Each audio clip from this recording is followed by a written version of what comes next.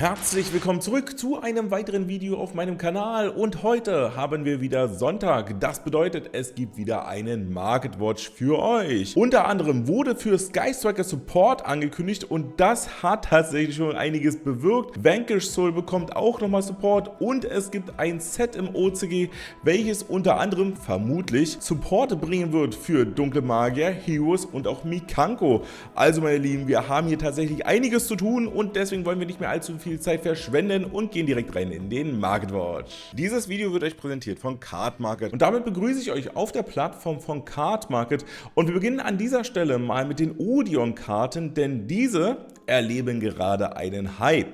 Denn Odeon kannst du tatsächlich auch mit Fiendsmith zusammenspielen und es gibt tatsächlich auch schon Deckvarianten, die so getoppt sind. Und aufgrund dessen müssen wir uns natürlich nochmal diese Karten angucken aus Maze of the Master.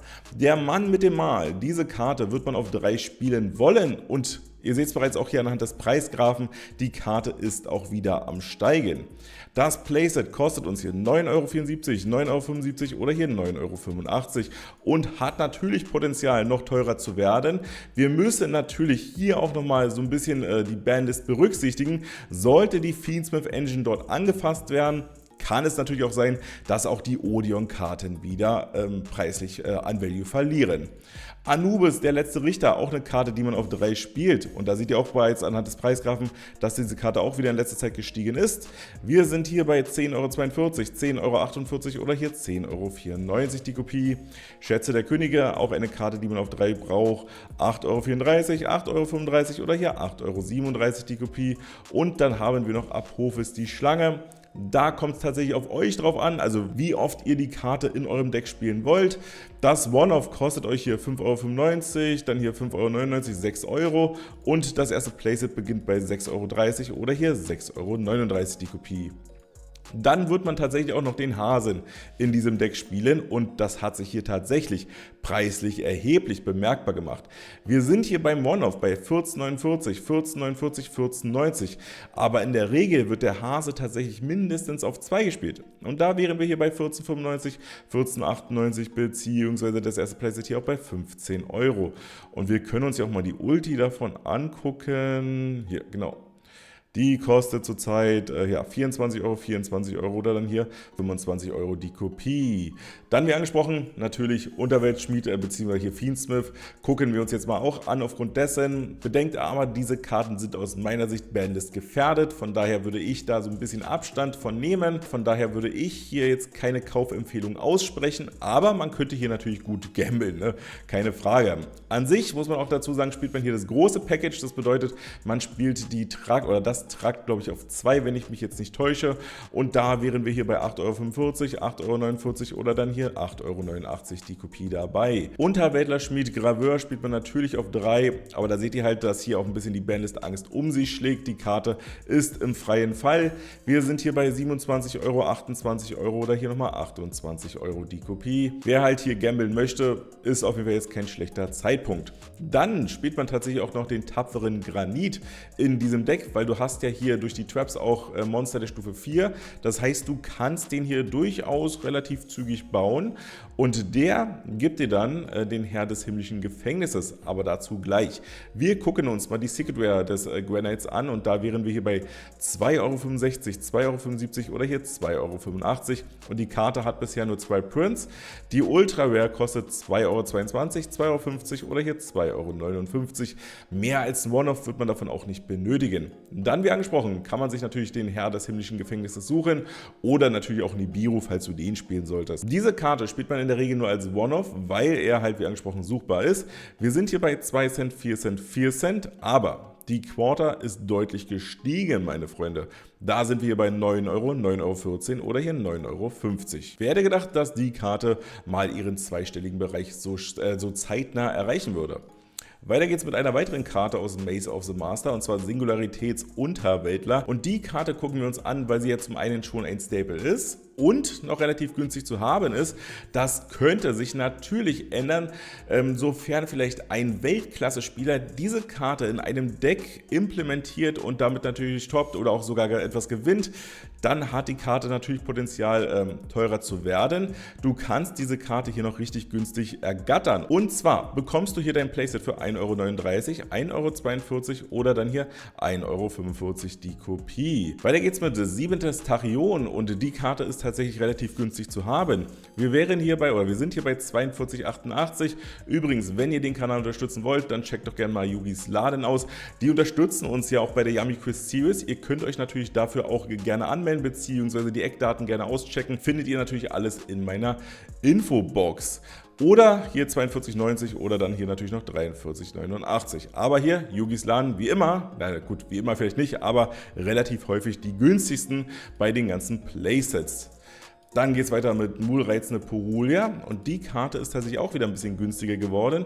Das Playset kostet jetzt keine 25 € mehr, sondern nur noch 21,74 €, dann hier 21,85 € oder hier 22,34 € die Kopie. Achso, was ich noch erzählen wollte zu 7. Tachyon, die Karte wird auf jeden Fall bald ihre 50 € wieder überschreiten, denn die Banlist wird wahrscheinlich Bonfire auf 1 setzen. Weiter geht es mit Antiker Antriebsweibern und die Karte ist tatsächlich ein bisschen teurer geworden wegen des Supports für Ancient Gear. Von daher auf jeden Fall im Auge behalten, beziehungsweise vielleicht nicht mehr allzu lang warten. Gerade wenn die Karte vielleicht nicht in Stampede drin sein sollte, dann sollte man vielleicht hier doch schon zuschlagen. Du musst natürlich hier nicht die Super Rare gucken, wir gucken uns gleich noch den Alternativprint an. Aber die Super Rare kostet dich im Playset hier 7 €, 7,30 € oder 9 € die Kopie. Und der Alternativprint in Common ist jetzt ein bisschen günstiger zu haben, also noch günstiger zu haben. Da geht es los bei 4,25 €, 4,40 € oder dann hier 4,50 € die Kopie. Bedenkt aber, wir haben bei beiden hier Raritäten nur noch 193 Artikel bzw. hier 192 verfügbare Artikel. Von daher auf jeden Fall im Auge behalten. Ein weiteres Deck, welches ich euch gerne ans Herz legen möchte, ist Memento. Dieses Deck hat zurzeit enormes Potenzial, etwas zu reißen, weil es halt sehr gute Effekte hat, es kann sehr gut in Boards reinspielen. Ja, checkt einfach mal gerne den Kanal von Lukas aus, er hat ja damit auch eine Regio getoppt und die spanische Open wurde damit auch gewonnen, von daher auf jeden Fall kein schlechtes Deck. Man braucht die Enghexe auf 3, achso, bedenkt aber, ihr müsst euch da so ein bisschen reinfuchsen. Also ist kein Deck, was man vielleicht 2 Wochen oder so mal sich ranholt und dann perfekt spielt. Das ist auf jeden Fall nicht der Fall. Die Enghexe kostet uns hier im Playset 15,38, 15,39 oder hier 15,42 die Kopie. Dann müssen wir uns natürlich noch die Knochenparty angucken. Die Karte hat ja auch bisher nur einen Print, könnte sich natürlich auch in Stampede ändern oder spätestens zu Tin natürlich. Hier sind wir bei 17,49, 17,99 oder hier 18 € die Kopie dabei. Weiter geht's mit OERs Drache Aether Barrel und wir wollen mal hier an dieser Stelle festhalten, dass Blue Eyes in letzter Zeit gar nicht mehr so gut performt hat und das zeigt sich tatsächlich auch im Preisgraph dieser Karte, denn die wird nämlich immer günstiger. Das One-Off startet jetzt hier schon bei 20 €, 20,49 beziehungsweise das Playset dann hier bei 23,75 oder hier 23,80 die Kopie und die Karte ging ja zwischenzeitlich mal fast 30 €.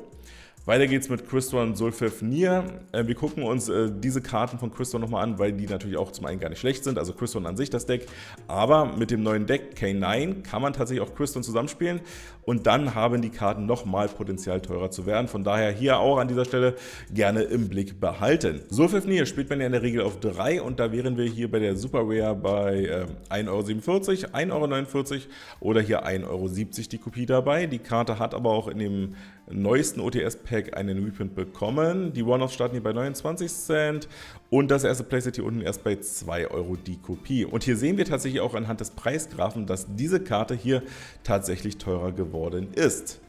Dann brauchen wir natürlich noch den Smyger und die Karte spielen wir natürlich auch auf 3 und da wären wir hier bei hier 30 Cent, 35 Cent oder hier nochmal 35 Cent die Kopie dabei. Auch eine Karte, die in letzter Zeit ein bisschen angezogen ist im Preis. Dann müssen wir natürlich, wenn wir hier auch über Crystron sprechen, über die Karte Ritter des Uhrwerks sprechen.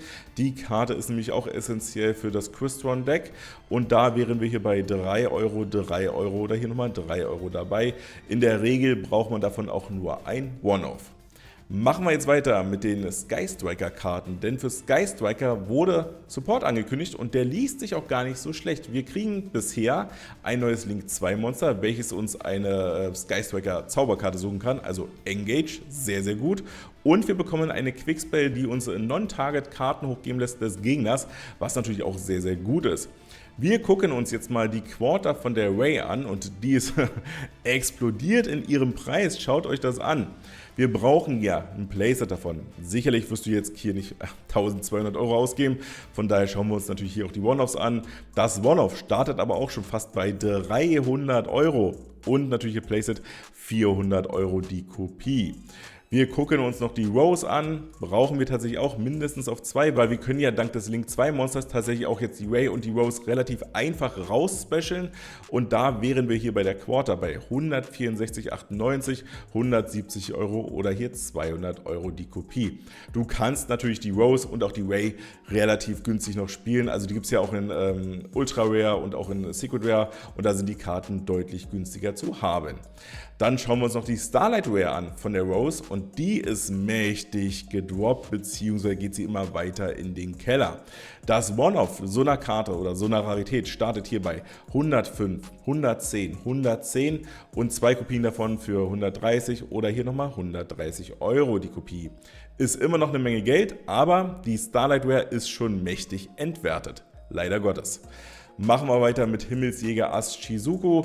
Eine Quarter gucken wir uns hier an, weil die noch relativ günstig zu haben ist. Wenn der Support erstmal bei uns erscheint oder generell feststeht, wann der bei uns erscheint, hat diese Karte natürlich, also diese Rarität dieser Karte, extremes Potenzial, richtig teuer zu werden. Wir können Shizuku in Quarter noch bekommen für die One-Offs 4,90 €, 4,90 €, 4,95 € oder erstes Playset hier 7,95 €, 7,95 € oder hier 8 € die Kopie. Dann habe ich noch Azalea für euch, eine Karte, die bisher nur einen Print hat. Vielleicht wird sie auch ein bisschen teurer, muss man natürlich im Auge behalten. Zurzeit kostet Azalea 14,90 €, 14,90 €, 15 €. Mehr als ein One-Off wird man davon auch nicht benötigen. Dann geht es weiter mit der Engage an sich. Aus Magnificent Mavens gucken wir uns jetzt den Print an, denn da sind tatsächlich auch sehr wenig verfügbare Artikel nur noch da. Letztes Mal habe ich, glaube ich, vor einem Monat oder vor 1,5 Monaten mal rübergeschaut. Da hatten wir noch über 1500 verfügbare Artikel. Jetzt sind wir hier nur noch bei 677 verfügbare Artikel. Die Karte werden wir natürlich auf 3 spielen wollen. Und da wären wir zurzeit, ist nur eine Ultra Rare, bei 2,95 €, 2,98 € oder hier fast 3 € die Kopie angekommen. Wir können die Karte aber auch natürlich in Platinum Secret Rare spielen. Und da sehen wir tatsächlich auch einen Preisanstieg. Da sind wir im Playset bei 5,12 €, 5,95 €, 5,95 € die Kopie oder natürlich auch gerne ein Quarter, da ist die richtig teuer geworden. Wir waren hier bei 45, 50 €, 60 sehe ich hier mal, jetzt sind wir hier bei 100 oder hier nochmal 120 € die Kopie. Dann gucken wir uns natürlich noch das alternative Artwork an und zwar von der Engage, welches ich persönlich viel, viel hübscher finde, aber ist natürlich Geschmackssache. Da kostet uns ein Playset mittlerweile 9 € 9 € oder hier 9,49 € die Kopie. Und dieses Artwork haben wir auch nochmal in Quarter und das ist auch richtig, richtig teuer. Da haben wir nicht mal ein Playset, da sind wir hier bei 174, 195, 200 €, also beim deutschen Markt natürlich. Dann geht es weiter mit Himmelsjäger Mobilisierung Verbindung. Eine Karte, die wir als ersten Print aus Magnificent Mavens bekommen haben und die ja dann auch so um die 5 bis 6 € nur ging. Die Karte ist jetzt noch relativ günstig zu haben. Wir sind hier bei 4,45 €, 4,50 € oder hier 4,98 € die Kopie. Ist aber jetzt tatsächlich auch ein Starter, weil sie uns natürlich dieses Link 2 Monster rausspecialen kann und wir dadurch natürlich super einfach an Engage rankommen. Die Karte können wir aber auch noch in Platinum Secret Rare spielen und da wären wir hier bei 4,95 €, 5 € oder dann hier 6,80 € die Kopie oder natürlich auch in Quarter, da wären wir hier beim Playset bei 57 € die Kopie und die One-Off starten hier bei 40 oder hier 44 € und wir sehen ja auch anhand des Preisgraphen, dass die Karte eigentlich immer so zwischen 25 und 30 € sich gehandelt wurde generell. Dann geht es weiter mit den Widow Anchor, auch eine Karte, die wir natürlich dann benötigen. Da streitet man sich auch, ob man die Karte auf 2 spielen sollte oder auf 3. Auf 1 aus meiner Sicht viel zu wenig, aber natürlich die Spezialisten unter euch gerne in die Kommentare. Wir schauen uns trotzdem mal alles an. Das One-Off startet hier bei 3 €, 3,49 € und das erste Playset bekommen wir hier sogar schon für 4 € oder dann hier 4,25 € die Kopie. Das ist aber nur die Ultra Rare. Wir können die Karte ja auch noch in Secret Rare spielen und da sehen wir bereits auch anhand des Preisgraphen, dass diese Karte am Steigen ist. Das Playset kostet uns hier fast 8 Euro, 8,33 Euro oder hier 8,45 Euro die Kopie. Dann geht es weiter mit Himmelsjäger-Manöver Störwellen. Eine Karte, die man in der Regel ja nur als One-Off spielt. Nichtsdestotrotz haben wir hier nur noch 291 verfügbare Artikel und es gibt davon auch nur 2 Prints. Der Common Print dieser Karte kostet noch 2 Cent, 5 Cent, 5 Cent und dann schon 25 Cent, 28 Cent. Von daher auf jeden Fall im Auge behalten. Und die Secret Rare davon kostet uns hier 69 Cent, 90 Cent und dann gehen wir tatsächlich schon auf den 1 Euro zu. Weiter geht's mit der Hornissen-Drohne, eine Karte, die ja so ein bisschen zweckentfremdet wird, zum einen in Tempai und auch bald in Yummy und natürlich wirst du die Karte auch in deinem Sky-Striker Deck benötigen und da gucken wir uns jetzt mal den Common Print dieser Karte an und da sind wir schon bei 1,85 Euro, 1,88 Euro oder hier nochmal 1,88 Euro dabei. Du kannst diese Karte aber auch in Super Rare spielen und da wärst du bei 2 Euro, 2 Euro oder hier nochmal 2 Euro dabei. Und dann geht es weiter mit der Karte Nachbrenner, auch eine Karte, die wir natürlich mindestens als One-Off spielen wollen und wir sehen hier bereits anhand des Preisgraphen, dass die Karte auch ein bisschen zugelegt hat. Das One-Off startet hier bei 39 Cent, 50 Cent, 50 Cent und falls du vielleicht doch ein Playset haben möchtest, wärst du hier bei 73 Cent oder hier 78 Cent, die Kopie natürlich dabei. Dann gucken wir uns natürlich noch die Secret Rare davon an und da wären wir im Playset oder bei den One-Offs bei 6 Euro, 6 Euro, 6,79 Euro und das Playset geht hier los bei 14 Euro oder hier nochmal 14 Euro die Kopie. Dann geht es weiter mit die dunklen Magier, weil wie angesprochen im Intro, dunkler Magier bekommt ja vermutlich Support. Bin gespannt, was da so auf uns zukommt. Ich freue mich auf jeden Fall. Auf jeden Fall sind die dunklen Magier gar nicht so günstig zu haben. Die Karte geht los als One-Off bei 14,79, 16,95, 18 Euro und das erste Two-Off, was man in der Regel ja gespielt hat, geht hier los bei 18 Euro, 18,50 oder dann hier fast 19 Euro die Kopie. Und weil wir gerade über meinen Lieblings-Archetype, den dunklen Magier, gesprochen haben, muss ich euch diese geilen Sleeves zeigen von Feine Saga. Und mit meinem Code YummyChris10 könnt ihr natürlich 10% sparen. Diese geilen Sleeves werden schon unter Coming Soon geführt, meine Freunde. Da sind sie. Von daher, checkt die auf jeden Fall aus. Ich finde die extrem nice. Und dann habe ich sogar noch etwas für euch, und zwar die Storage-Boxen. Da werden noch andere Motive rauskommen. Ich wurde nämlich auch angeschrieben, ob man die nicht mit Blue Eyes machen kann oder auch mit Harpien und so weiter. Schreibt Feine Saga gerne an. Ihr müsst dafür einfach feinesaga.de eingeben, dann scrollt ihr hier runter und könnt dann hier auf Submit gehen bei Ideen oder Wünsche. Ja. Und dann könnt ihr die einfach anschreiben. Schreibt denen, was ihr euch wünscht, hier Produktwünsche, Designideen oder Feedback. Ne? Die gehen wirklich auf alles ein, von daher nehmt euch die Zeit, schreibt hier eure Wünsche rein und dann werden die Jungs das bestimmt auch umsetzen, sofern es natürlich kein Quatsch ist. Und vergesst auf jeden Fall meinen Code YummyChris10 nicht, damit ihr natürlich 10% auf eure gesamte Bestellung sparen könnt. Und damit gehen wir zurück zum Marktwatch. Bei den dunklen Magierkarten machen wir auch direkt weiter und zwar gucken wir uns die Karte Seelendiener an im Platinum Secret Rare, also den letzten Print dieser Karte.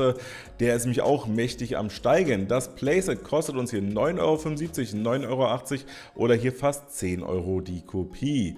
Weiter geht's mit der Karte in Quarter. Da sind wir hier bei 29 Euro, fast 30 Euro die Kopie und dann ja, unfassbar teuer auf jeden Fall schon unterwegs. Und die Karte ging hier in der Regel Anfang März noch so für 18 bis 20 Euro über den Ladentisch. Dann habe ich noch die Karte Dunkler Magier des Chaos für euch und die Karte gucken wir uns hier auch in Quarter an. Und ich habe nämlich den Verdacht, weil nämlich da nicht wirklich Dunkler Magier Support steht, sondern schwarzer Chaos, also Black Chaos steht da glaube ich drauf, nee, oder Black Magic oder so, dass vielleicht Konami dieses Thema hier um den Dunklen Magier des Chaos ein bisschen ausbauen möchte und wir vielleicht da gesondert Support bekommen, dass man den dunklen Magier mehr mit dem Dude vielleicht zusammenspielt. Ich bin auf jeden Fall gespannt. Schreibt mir doch mal gerne eure Vermutungen in die Kommentare. Auf jeden Fall, die Karte in Quarter ist auch gar nicht mehr so günstig zu haben. Wir sind hier bei 30 Euro, 35,80 oder dann fast bei 36 oder hier 38 Euro dabei. Wir können die Karte natürlich deutlich günstiger noch erwerben. Ich glaube, hier aus dem Structure Deck zum Beispiel, da kostet die Karte 8 Cent, 10 Cent, 10 Cent. Also wir können die Karte auch noch richtig, richtig günstig spielen. Weiter geht's mit Mikanko, denn auch die kriegen ja da vielleicht Support drin. Wir wissen es noch nicht hundertprozentig, aber man sollte die Karten auf jeden Fall schon mal im Auge behalten, denn Ohime ist die Karte, die man auf jeden Fall auf mindestens 2, wenn nicht sogar auf 3 spielt, weil die Karte ist eigentlich ein Searcher für alles. Diese Karte kostet uns Playset hier 3,49 Euro, 3,49 Euro oder hier nochmal 3,49 Euro. Und sie hat ja noch einen weiteren Print, den können wir uns auch gerne angucken. In Ultra Rare, da wären wir hier bei 2,50, 3 Euro oder hier 3,87 € die Kopie dabei. Dann Mikanko Wasser Arabeske. Aus meiner Sicht eine sehr, sehr gute Karte und hat natürlich das Potenzial, sofern Mikanko Support kommen sollte, der natürlich auch gut ist, dann teurer zu werden. Arabeske spielt man in der Regel auf 3 und da sind wir hier bei 1,52 €, 1,69 € oder hier bei 1,95 € die Kopie. Dann Heroes bekommen ja auch Support. Da gucken wir uns jetzt mal den bösen Helden Adusted oder Adusted Gold an. Eine Karte, die ja schon relativ teuer unterwegs ist. Das One-Off kostet uns hier 11,40, 11,50, 11,50. Das Playset hier 18 € oder hier 23,29 oder dann hier 24 € die Kopie. Die Karte hat natürlich auch Potenzial, nochmal etwas weiter zu steigen, wenn sie vielleicht nicht in Stampede drin ist. Kann natürlich durchaus sein. Sollte sie da nicht drin sein, dann hat sie natürlich sowieso Potenzial, aber natürlich mit dem neuen Support vielleicht noch mehr Potenzial. Maskierter Held Dunkles Gesetz und da gucken wir uns auch mal die Quarter an, weil die nämlich auch in letzter Zeit gestiegen ist im Preis. Das One-Off bekommt ihr hier für 8 €, 8 €, 8,50 € und das Playset für 8,95 € und dann hier 12,48 € die Kopie. Ist eine sehr, sehr starke Karte gegen super viele Decks, weil die Karte sagt mich aus, jede Karte, die auf dem Friedhof deines Gegners, nur Gegner, gelegt wird, wird stattdessen verbannt. Und das tut bis auf Melis natürlich super vielen Decks weh. Weiter geht's mit Lunalight, denn auch da ist tatsächlich etwas angekündigt worden im OCG und manche denken oder hoffen, dass dann darauf vielleicht auch Support kommt und deswegen gucken wir uns mal die Luna Licht Fusion an, weil die ist tatsächlich mitunter die teuerste Karte von diesem Archetype, weil sie ähnlich wie eine Branded Fusion funktionieren kann, sofern unser Gegner ein Monster kontrolliert, welches als Spezialbeschwörung vom Extra-Deck beschworen wurde. Dann dürfen wir nämlich das Material auch vom Deck bzw. vom Extra-Deck benutzen, was sehr, sehr interessant werden könnte. Vielleicht wird das ja so eine Going-Second-Variante dann, was man mit Lunalight bauen könnte, beziehungsweise vielleicht wird es auch eine kleine Engine mit dieser Karte, wenn da wirklich Support kommen sollte. Von daher hier natürlich auch gerne im Auge behalten. Die Fusion, das One-Off geht hier los bei 60 Cent, 65 Cent, 68 Cent. Das erste Playset dann hier bei 4 €, 4 €, 4,49 € die Kopie. Ist schon sehr, sehr teuer geworden. Wir haben davon noch einen anderen Print in Common. Da wären wir hier bei 2 Cent, 2 Cent, 2 Cent und Playset dann hier bei 5 Cent oder hier 7 oder 9 Cent, die Kopie natürlich. Dann geht es weiter mit Sangan. Ich habe euch ja in meiner Deckvariante von Yummy gezeigt, dass diese Karte ein unfassbar guter Starter sein kann, weil sie euch fast jede Handtrap suchen kann. Die Karte sagt mich aus, falls diese Karte vom Spielfeld auf den Friedhof gelegt wird, füge deiner Hand ein Monster mit 1500 oder weniger ATK von deinem Deck hinzu. Du kannst aber dann für den Rest dieses Spielzugs weder Karten mit dem Namen noch ihre Effekte aktivieren. Du kannst dir natürlich auch dann Karten von Yummy suchen, weil die haben alle 0. Und der Special Summon Effekt ist kein aktivierter Effekt, was sehr, sehr nice ist.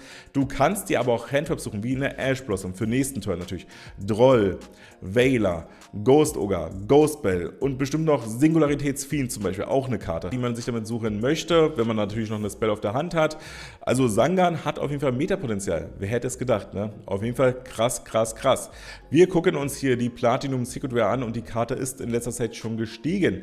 Wir brauchen natürlich ein Playset in Yummy davon, weil es ja auch unsere einzige Normis haben dann sein kann oder sein soll. Und da wären wir hier bei 4,90 €, 4,95 € oder hier nochmal 4,95 € die Kopie und die Karte hat tatsächlich Potenzial nach oben. Die Quarter ist auch sehr, sehr teuer unterwegs tatsächlich. Das Playset kostet hier 32,95 €, 35 €, 39 € die Kopie. Du kannst die Karte aber auch aus Toon Chaos in Rare relativ günstig spielen.